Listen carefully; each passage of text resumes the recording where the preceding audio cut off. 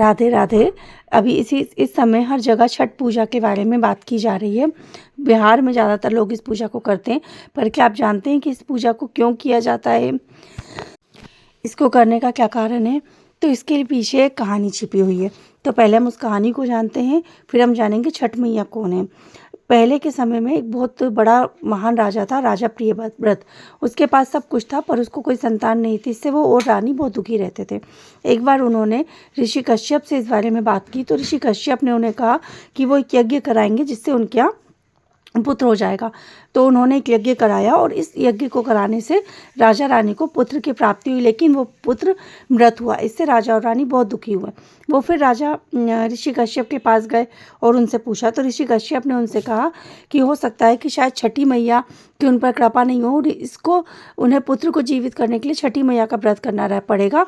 तो उन्होंने एक यज्ञ के बारे में बताया, एक व्रत के बारे में बताया जो 4 दिन का और बहुत ही कठिन व्रत होता है।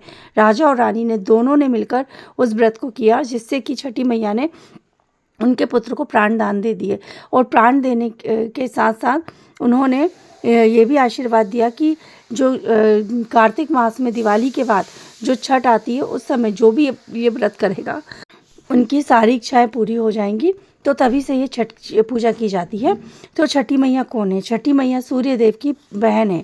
सूर्य देव हमें जीवन दान देते हैं, हमें प्राण वायु देते हैं। और जो छठी मैया होती हैं वो बच्चे का भविष्य डिसाइड करती हैं और वो बच्चे का भविष्य लिखती हैं, भाग्य लिखते हैं। तो छठी मैया, हमने देखा होगा जब बच्चे होते हैं तो उसके छठे दिन उनकी छठी मैया की पूजा की जाती है, छठ पूजा की जाती है। तो ये वही छठी मैया है जिनकी छठ के दिन पूजा की जाती है। अब ये व्रत 4 दिन का होता है। कब से कब तक ये व्रत किया जाता है और कैसे व्रत किया जाता है, इसके बारे में मैं अपने अगले वीडियो में बताऊँगी। राधे राधे।